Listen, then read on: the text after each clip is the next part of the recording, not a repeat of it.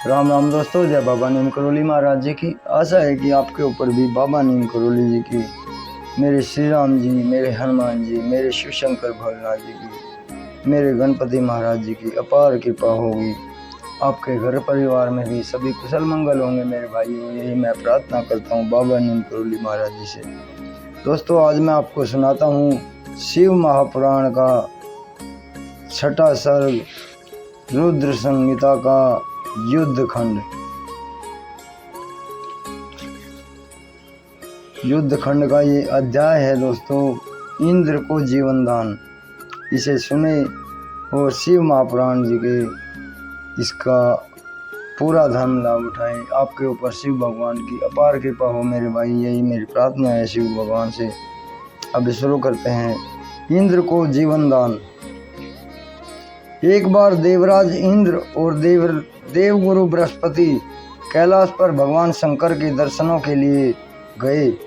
भगवान शंकर उनकी परीक्षा लेने के लिए जटाधारी दिगंबर का रूप रखकर उनको रास्ते में ही रोककर खड़े हो गए, परंतु इंद्र उन्हें पहचान ना सके और उनका परिचय पूछते हुए कहने लगे कि भगवान शंकर अपने स्थान पर हैं या कहीं गए हैं।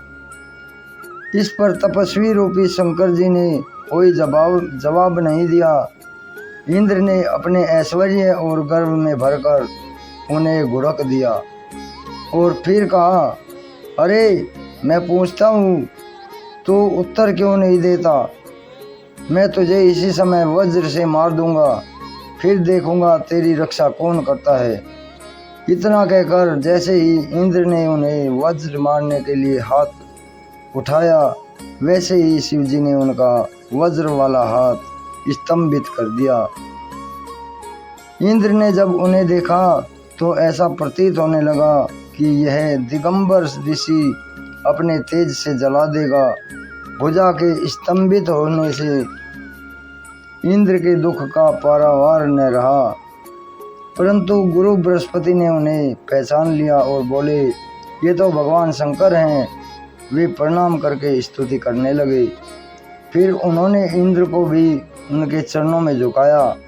पुनः गुरु बृहस्पति ने प्रार्थना की कि हे दीनानाथ, हे महादेव, आप अपना क्रोध शांत कीजिए और इंद्र के अपराध को अक्षमा करें। भगवान शिव गंभीर वाणी में बोले, मैं अपने क्रोध को कहाँ स्थापित करूं? तब बृहस्पति जी बोले, हे प्रभु, भक्तों पर सदैव दया ही करनी चाहिए। तब भगवान शिव जी बोले, तुमने इंद्र को जीवन दान दिलाया है, इस कारण मैं तुम्हें जीव नाम से प्रसिद्ध करता हूँ। मेरे नेत्रों की अग्नि अब इंद्र को पीड़ित नहीं करेगी। भगवान शंकर ने अपने क्रोध को क्षीर सागर में बहा दिया और लीलाधारी भगवान शिव अंतर्धाम हो गए तथा बृहस्पति जी व इंद्र अपने लोक को चले गए। इससे अगला अध्याय है दोस्तों, जलंधर की उत्पत्ति। जब भगवान शंकर ने अपने क्रोध को क्षीर सागर में बहा दिया तो उस क्रोध से वहाँ एक बालक उत्पन्न हुआ और वह गंगा सागर में संगम पर बैठकर जोर जोर से रोने लगा। उसके रोने से संसार बेचैन हो गया। लोकपाल और समस्त चराचर संसार चलायमान हो गए। उस बालक के रोने को सुनकर समस्त देवता ब्रह्मा जी के पास जाकर बोले, हे पितामह, बड़ा भयंकर समय आ गया है, आप इसका शीघ्र विनाश करने की कृपा करें। देवताओं की बात सुनकर ब्रह्मा जी समुद्र तट पर गए। समुद्र ने ब्रह्मा जी को प्रणाम किया तथा उस बालक को उनकी गोद में डाल दिया। इस पर ब्रह्मा जी ने समुद्र से पूछा, यह बालक किसका है? ब्रह्मा जी को समुद्र ने बताया कि मुझे यह तो ज्ञात नहीं है कि यह बालक किसका है, परंतु यह सागर संगम में उत्पन्न हुआ है। आप इसके जातक कर्म संस्कार करें। इधर वह बालक ब्रह्मा जी के गले में हाथ डालकर अपनी ओर आकर्षित कर रहा था। उसने उनका गला इतनी जोर से दबाया कि ब्रह्मा जी की आंखों से आंसू टपकने लगे। ब्रह्मा जी ने बड़ी कठिनाई से बालक के हाथों को हटाया और सागर से बोले, तुम्हारे इस पुत्र का जातक कर्म बताता हूँ। मेरे नेत्रों से जो यह निकला है, इसीलिए इसका नाम जलंधर होगा। यह उत्पन्न होते ही तरण हो गया है, अतः समस्त शास्त्रों का पारंगत होगा और महापराक्रमी बनेगा।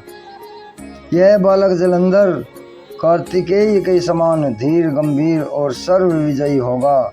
यह बालक राक्षसों का स्वामी बनेगा। यह अपने पराक्रम से विष्णु को भी पराजित कर देगा। इसका वध केवल भगवान शंकर ही कर सकेंगे।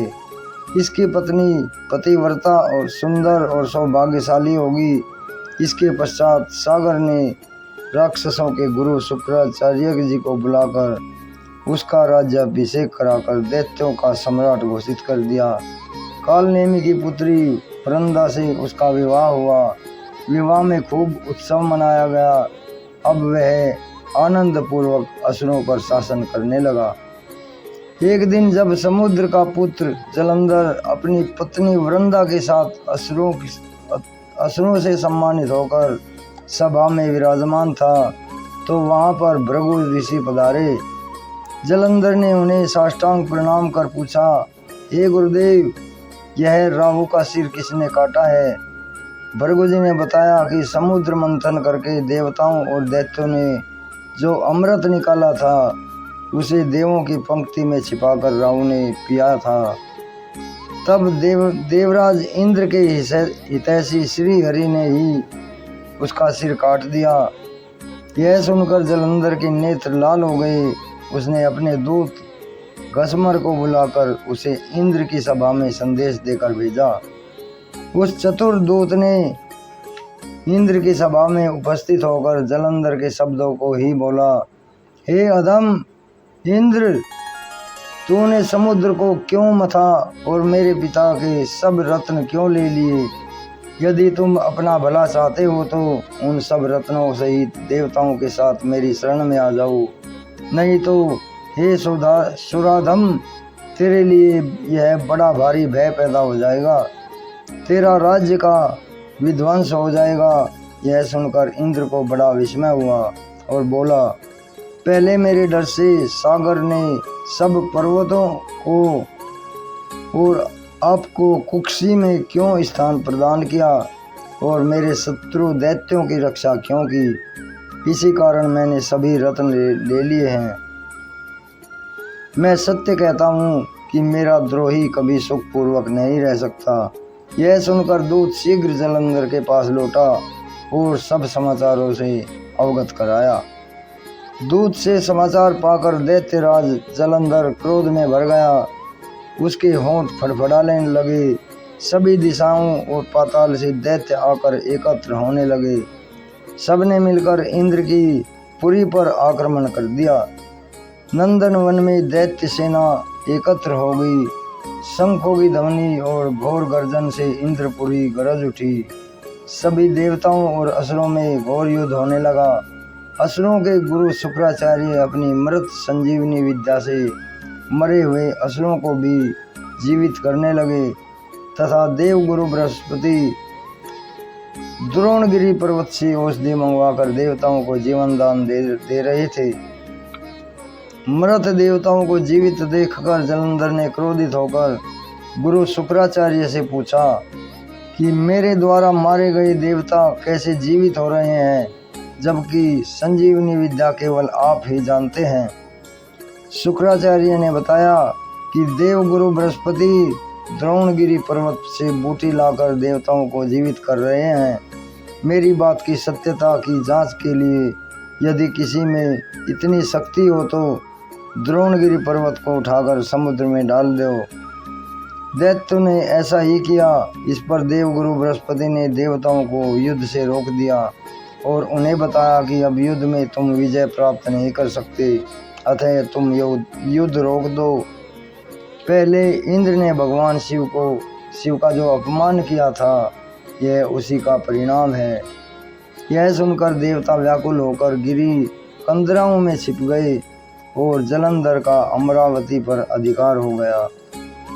तो दोस्तों अभी आज्ञा लेता हूँ, कल मैं आपको इसका ही अगला अध्याय सुनाऊंगा, विष्णु जलंधर युद्ध।